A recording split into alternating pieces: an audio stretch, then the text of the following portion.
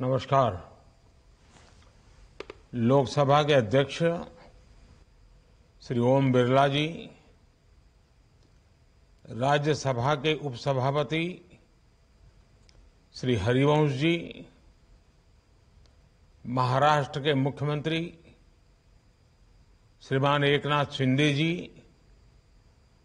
विधानसभा अध्यक्ष राहुल नार्वेकर जी, देश की विभिन्न विधानसभाओं से आए पीठासीन अधिकारीगण, देवी और सज्जनों, आप सभी को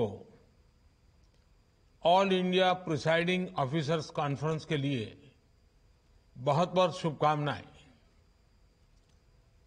इस बार ये कॉन्फ्रेंस और भी विशेष है। ये कॉन्फ्रेंस 75वें गणतंत्र दिवस के तुरंत बाद हो रही है।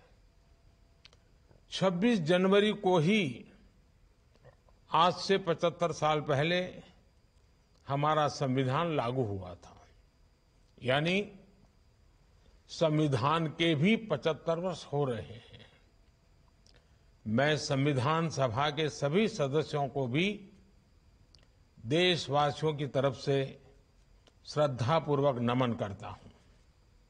साथियों, पीठासीन अधिकारियों की इस कॉन्फ्रेंस के लिए हमारी संविधान सभा से सीखने को बहुत कुछ है। संविधान सभा के सदस्यों के सामने इतने सारे विचारों, विषयों और मतों के बीच एक राय बनाने की जिम्मेदारी थी और वो उस पर खरे भी उतरे। इस कॉन्फ्रेंस में उपस्थित सभी पीठासीन अधिकारियों के पास यह अवसर है कि वो एक बार फिर संविधान सभा के आदर्शों से प्रेरणा लें। आप सभी अपने कार्यकाल में भी कुछ ऐसा प्रयास करें जो पीढ़ियों के लिए एक धरोहर बन सके। साथियों, मुझे बताया गया है कि इस बार मुख्य रूप से विधानमंडलों की कार्य संस्कृति एवं समितियों को और प्रभावी बनाने पर चर्चा होने वाली है। ये बहुत ही आवश्यक विषय है।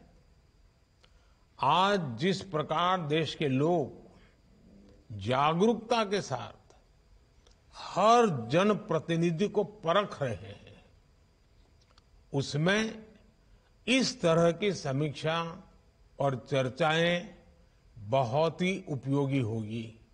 कोई भी जनप्रतिनिधि सदन में जैसा आचरण करता है, उसके देश की संसदीय व्यवस्था को भी उसी तरह से देखा जाता है।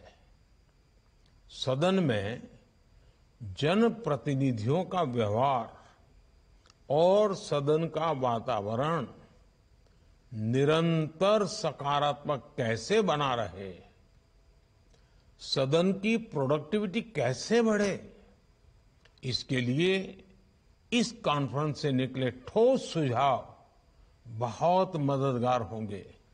साथियों, एक समय था जब अगर सदन में कोई सदस्य मर्यादा का उल्लंघन करे, उस पर नियम के मुताबिक कार्रवाई हो, तो सदन के बाकी वरिष्ठ उस सदस्य को समझाते थे ताकि भविष्य में वो ऐसी गलती ना दोहराए और सदन के वातावरण को, उसकी मर्यादाओं को टूटने न दे।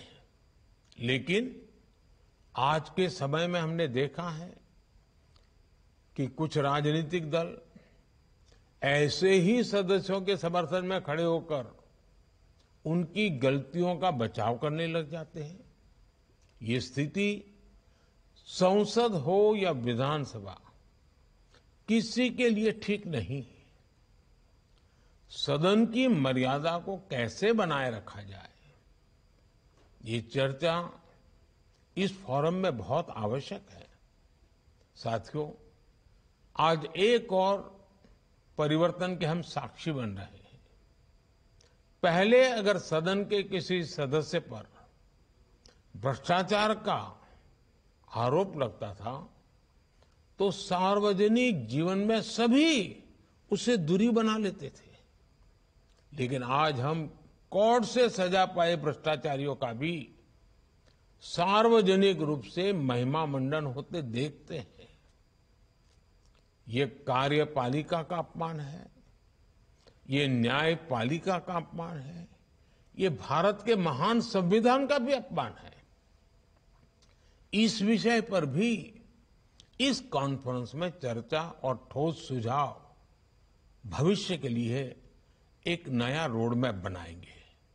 साथियों, अमृत काल में आज देश जिन लक्ष्यों को तय कर रहा है उनमें हर राज्य सरकार और वहां की विधानसभा की बहुत बड़ी भूमिका है। भारत की प्रगति तभी होगी जब हमारे राज्यों की प्रगति होगी, और राज्यों की प्रगति तब होगी जब इनकी विधायिका और कार्यपालिका साथ मिलकर अपने विकास का लक्ष्य निर्धारित करेंगे। विधायिका अपने राज्य के ऐसे लक्ष्यों की प्राप्ति में जितनी सक्रियता से काम करेगी उतना ही राज्य आगे बढ़ेगा। इसलिए समितियों के सशक्तिकरण का विषय आपके राज्य की आर्थिक प्रगति के लिए भी अहम है। साथियों, एक प्रमुख विषय गैर जरूरी कानूनों के अंत का भी है। पिछले 10 वर्षों में केंद्र सरकार ने करीब करीब 2000 से ज्यादा ऐसे कानून खत्म किए हैं जो हमारी व्यवस्था का नुकसान कर रहे थे। कुछ तो बिल्कुल कालबाह्य हो गए थे, एक प्रकार से बोझ बने हुए थे। न्याय व्यवस्था के इस सरलीकरण ने सामान्य मानवीय को मुश्किलों को कम किया है, ईज ऑफ लिविंग बढ़ाई है। पीठासीन अधिकारियों के रूप में अगर आप ऐसे कानूनों का अध्ययन करवाएं, उसकी सूची बनाएं और अपनी अपनी सरकारों के ध्यान आकर्षित करें, कुछ जागरूक विधायकों का ध्यान आकर्षित करें, तो हो सकता है कि बढ़ चढ़ करके काम करने के लिए सब आगे आएंगे। इसका देश के नागरिकों के जीवन पर बड़ा सकारात्मक प्रभाव होगा। साथियों, आप जानते हैं कि पिछले वर्ष ही संसद ने नारी शक्ति वंदन अधिनियम को मंजूरी दी है।